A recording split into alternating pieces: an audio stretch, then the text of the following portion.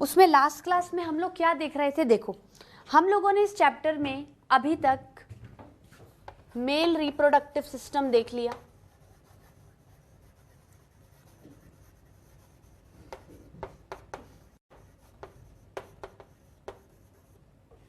Male reproductive system के बाद हम लोगों ने इसकी morphology as well as anatomy दोनों देखी थी, लिखेंगे इसको। मॉर्फोलॉजी मतलब कौन से ऑर्गन्स, कौन से स्ट्रक्चर्स इस सिस्टम को कॉन्स्टिट्यूट कर रहे हैं, और उसके बाद सारे ऑर्गन्स के अंदर ऐसा कौन सा ऑर्गन था जो गैमीट फॉर्मेशन कर रहा था, उसकी क्या फिजियोलॉजी थी, हम लोगों ने ये भी देखी थी। ठीक है, तो एनाटॉमी लिखेंगे। अब हम लोग रिसेंटली में क्या देख रहे थे, हम लोग फीमेल रिप्रोडक्टिव सिस्टम देख रहे थे।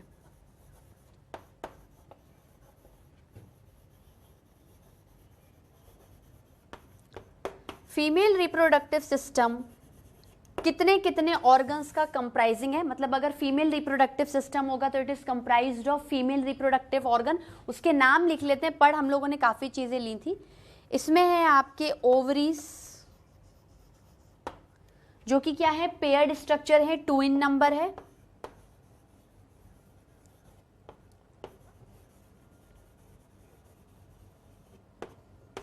ठीक है, ओवरीज के बाद क्या लिखेंगे अपन लोग, ओवरीज के बाद क्या खुलती है, फेलोपियन ट्यूब। ठीक है, फेलोपियन ट्यूब को ओविडक्ट भी कहते हैं। ओविडक्ट मतलब क्या होता है कि ओवरीज अपना ओवा किस में रिलीज करती है, फेलोपियन ट्यूब या फिर ओविडक्ट में। ठीक है,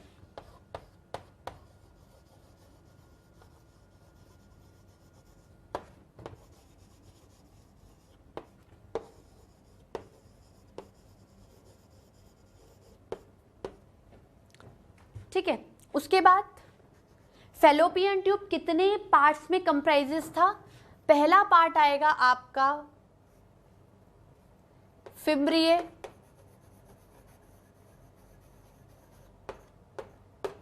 दूसरा पार्ट है ampulla,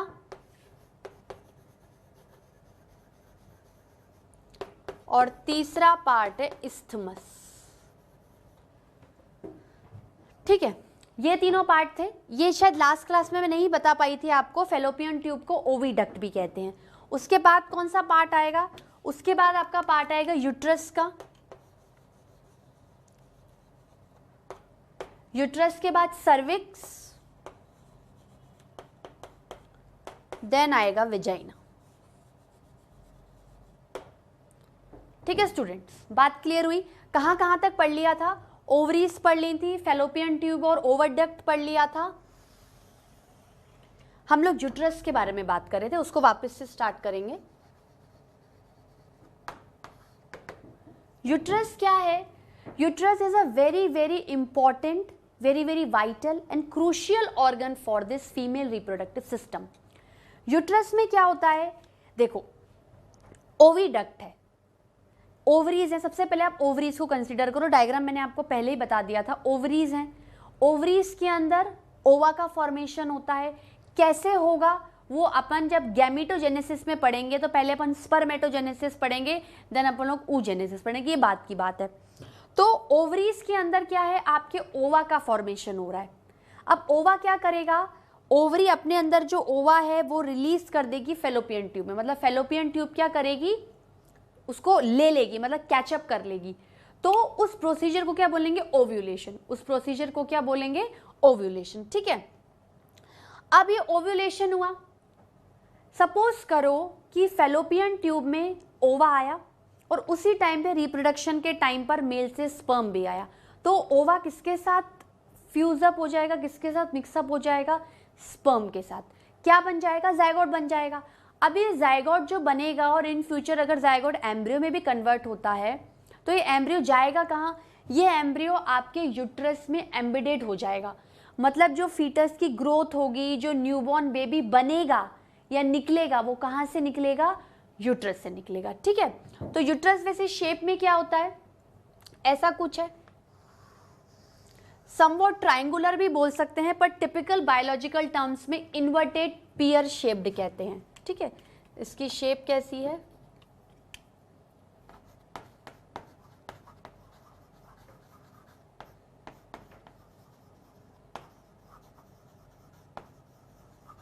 inverted pear shaped, inverted पियर शेप, ठीक है। अब क्या होगा देखो, इन्वर्टेड पियर शेप में क्या है, ये जो आपका यूट्रस है इसका शेप कैसा है, इन्वर्टेड पियर शेप, जिसका बेस क्या है आपका ब्रॉड है, बेस क्या है ब्रॉड है, और नीचे की तरफ आते आते क्या है अपेक्स क्या है थोड़ा सा नैरो हो जाता है,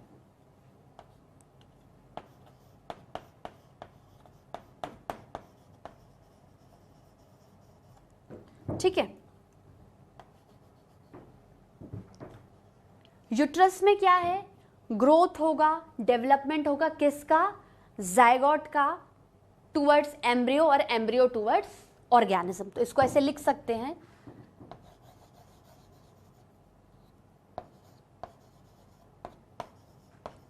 uterus is the organ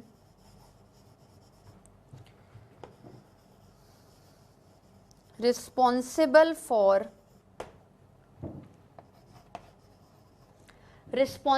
for एक तरीके से कह सकते हैं कि implantation, growth and development of foetus. Implantation का मतलब क्या है कि चलो फेलोपियन ट्यूब में, ये आपका फेलोपियन ट्यूब का इस्थमस किसकी तरफ आता है, यूट्रस की तरफ आता है, तो यहीं पर ही कहीं ओवा किसके साथ फ्यूज हुआ, स्पर्म के साथ। तो जो भी जायगोट बनेगा वो कहाँ इम्प्लांट हो जाएगा, कहाँ पर आके बैठेगा, कहाँ पर एलोकेट होगा, यूट्रस के अंदर, ठीक है। तो uterus is the organ responsible for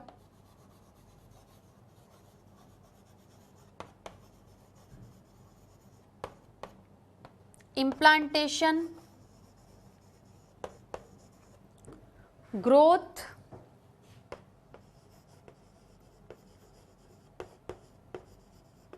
and development of zygote to the new organism,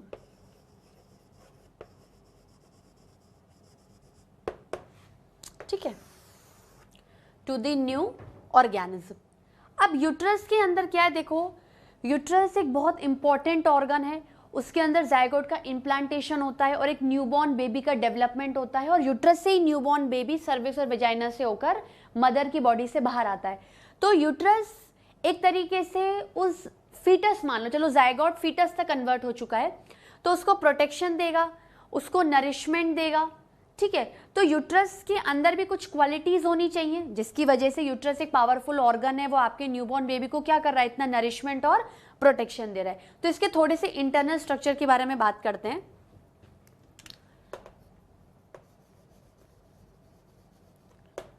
uterus meant for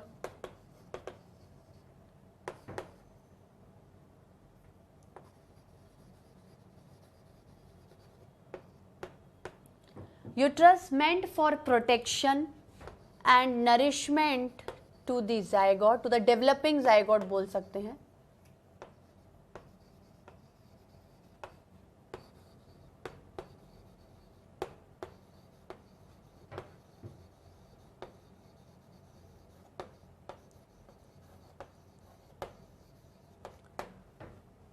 ठीक है स्टूडेंट्स, अब देखो यूट्रस के इनसाइड की अगर आप बात करोगे, अगर इसको वापस से फॉर्म करो आप,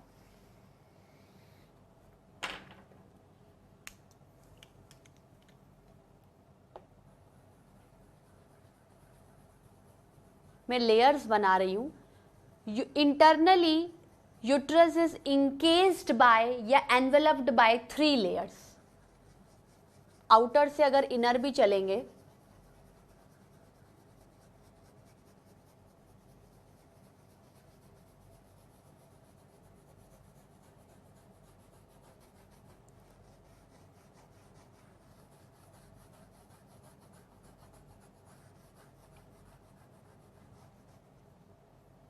ठीक है। अब ये पहली लेयर हो गई, ये मिडल लेयर हो गई, और ये सबसे इंटरनल लेयर हो गई, और जो न्यूबॉर्न बेबी डेवलप होगा वो कहाँ होगा, यहीं पर होगा, ठीक है। बात क्लियर हुई। तो एक न्यूबॉर्न बेबी कितनी लेयर से इनकेस्ड है यूट्रस के, 3। सबसे बाहर की होगी पेरीमेट्रियम, बीच की होगी मायोमेट्रियम और अंदर की जो आपकी रेडिश कलर की बनाई है वो है एंडोमेट्रियम। ठीक है, थोड़ा डिफ्रेंशिएट करने के लिए मैं इसमें कलर कर देती हूँ ब्लू कलर का। पेरी मतलब बिल्कुल बाहर की, मायो मतलब रिलेटेड टू मसल, और एंडोमेट्रियम मतलब सबसे अंदर की।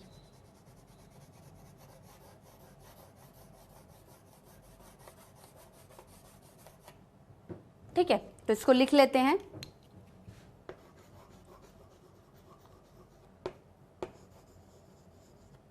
Uterus has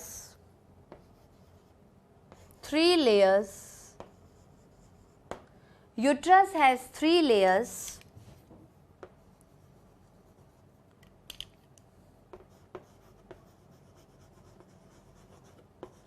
named as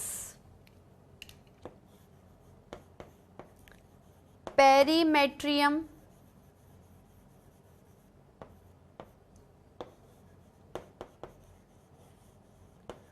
myometrium और एंडोमेट्रियम।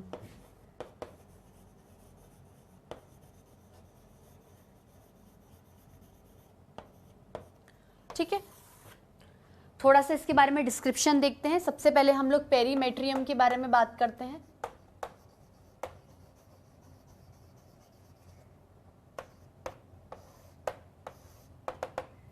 पेरीमेट्रियम का मतलब क्या होता है? सबसे जो आउटर लेयर है, जो सबसे आउटर लेयर ऑफ यूट्रस होती है उसे पेरीमेट्रियम कहते हैं। ये क्या होती है? थिन वॉल्ड होती है, मतलब थिन एपिथेलियम की बनी हुई रहती है। आउटर लेयर कंपोज्ड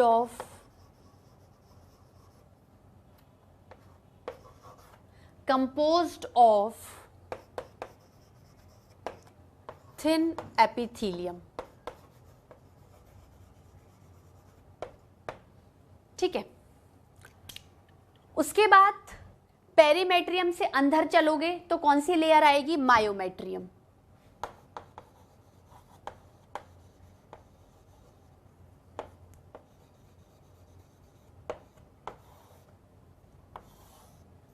मायोमेट्रियम कौन सी लेयर है?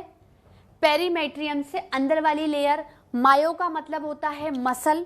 ये पेरीमेट्रियम की कंपैरिजन थोड़ी थिक वॉल्ड होती है और स्मूथ मसल्स की बनी हुई रहती है। जैसे मसल्स में आपने पढ़ा होगा skeletal muscle, smooth muscle, cardiac muscle. तो स्मूथ मसल कौन सी थी? जो बहुत ही ज़्यादा इंटरनल वाइटल ऑर्गन्स को लाइंड करके रखती है। ठीक है, लाइनिंग से क्या होता है? अच्छा, स्मूथ मसल क्या होती है? इनवॉलेंट्री होती है। ये मसल अपने हिसाब से ब्रेन से कोऑर्डिनेट करके काम करती है, हमारे कंट्रोल में नहीं होती है। जैसे स्केलेटल मसल है, हाथ की मसल है, तो मैं जब चाहे मूवमेंट करवा सकती हूँ, जब चाहे रोक सकती हूँ, मतलब मेरे विल पावर के कंट्रोल में है, वॉलेंट्री एक्शन है। पर स्मूथ मसल्स क्या होती हैं? यूट्रस एक बहुत इंटरनल वाइटल ऑर्गन है, उसके आसपास जो मसल की कवरिंग होगी उसका नेचर स्मूथ मसल होगा, वो इनवॉलेंट्री नेचर की है, अपने हिसाब से काम करती है और क्या कहलाती है? मायोमेट्रियम। यहाँ पर मसल को देने का रोल क्या है? देखो, अब फिर से आप लॉजिक लगाओ। देखो, अगर न्यूबॉर्न बेबी को बाहर निकालना है तो यूट्रस को एक्सपेंशन एंड कॉन्ट्रैक्शन करना पड़ेगा। और हमारी बॉडी में ऐसा कौन सा स्ट्रक्चर रिस्पॉन्सिबल है जो एक्सपेंशन और कॉन्ट्रैक्शन करता है? मसल्स। ठीक है, तो जब भी डिलीवरी का टाइम आता है, पार्चुरेशन का टाइम आता है, तो ये मसल्स क्या करती हैं? कॉन्ट्रैक्शन रिलैक्सेशन, कॉन्ट्रैक्शन रिलैक्सेशन करती हैं और इजीली डिलीवरी को क्या करवाती हैं? प्रोविजन देती हैं उसको। तो इसको लिख लेते हैं। मायोमेट्रियम क्या है? मसल्स के कारण क्या होगा? ये लेयर क्या हो जाएगी? थिक हो जाएगी। Layer inner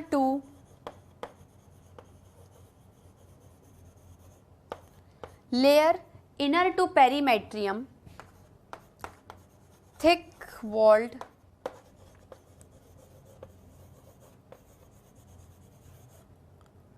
and composed of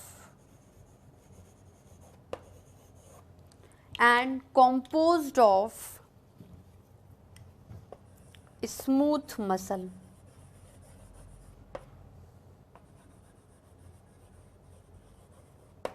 and composed of smooth muscle। ठीक है, should I rub this portion? अब तीसरी लेयर कौन सी आती है, जो सबसे इंटरनल लेयर होगी, जो एकदम न्यूबॉर्न डेवलपिंग या जो डेवलपिंग फीटस है उसको फेस करेगी। तीसरी लेयर होती है आपकी एंडोमेट्रियम। तीसरी लेयर कौन सी होती है आपकी, एंडोमेट्रियम। देखो एंडोमेट्रियम क्या है, एंडोमेट्रियम भी थिक वॉल्ड होती है, इनर टू मायोमेट्रियम होती है, और ये वॉल क्या होती है, it is composed of blood vessels, that is why it is red in colour. Blood vessels का मतलब क्या है, वेसल्स होंगी वो ब्लड को कैरी करेंगी, that is why it is red in colour. और ब्लड से मतलब क्या है, ब्लड की लेयर डायरेक्टली न्यूबॉर्न बेबी को या फीटस को क्या कर रही है, फेस कर रही है। तो ब्लड के थ्रू, ब्लड वेसल्स के थ्रू आप नरिशमेंट, गैशियस एक्सचेंज, एक्सक्रीशन क्या करवा सकते हो, एंडोमेट्रियम के साथ करवा सकते हो। तो ब्लड वेसल होने का मतलब क्या है, blood means it is meant for nourishment, ठीक है। तो एंडोमेट्रियम के बारे में क्या लिखेंगे, inner most layer,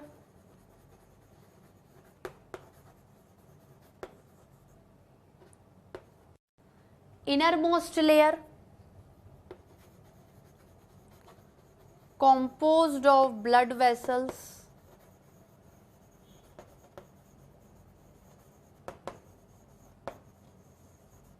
so red in color, so red in color, ठीक है। उसके बाद ये जो एंडोमेट्रियम की लेयर होती है, ये एक और चीज का सिग्निफिकेंस प्ले करती है हमारी बॉडी में, खासकर only and only exclusively females की बॉडी में, shedding of endometrium. Shedding of and, suppose करो कि फर्टिलाइजेशन नहीं हुआ, ओवरीज ने ओवा छोड़ा फेलोपियन डक्ट में, फेलोपियन डक्ट ने वेट किया स्पर्म का और स्पर्म नहीं आया, तो क्या इम्प्लांटेशन नहीं होगा ओवा का, होगा, सिर्फ ओवा का इम्प्लांटेशन होगा, वो जाइगोट के फॉर्म में नहीं होगा, ठीक है। तो ओवा का इम्प्लांटेशन हो जाएगा। अब ओवा क्या है, यहाँ पर डेड ओवा है, फर्टिलाइज्ड ओवा है, it is actually not good for our body. तो हर मंथ ये ओवा एंडोमेट्रियम की लाइन को शेड करके फीमेल की वेजाइनल ओपनिंग से क्या होता है, बाहर निकलता है। This will indicate the onset of menstrual cycle, ठीक है। तो एंडोमेट्रियम की शेडिंग क्या करती है, मेंस्ट्रुअल साइकिल को रन करती है एक्सक्लूसिवली फीमेल्स में, ठीक है। तो इसको लिखते हैं composed of blood vessels, so red in colour. उसके बाद आप क्या कर सकते हो, इसके फंक्शंस लिख सकते हो, meant for nourishment to the developing zygote. अगर जाइगोट है तो नरिशमेंट का काम करेगी, जाइगोट नहीं है, डेड ओवा है, तो बॉडी से बाहर निकल जाएगी। तो मेंट फॉर नरिशमेंट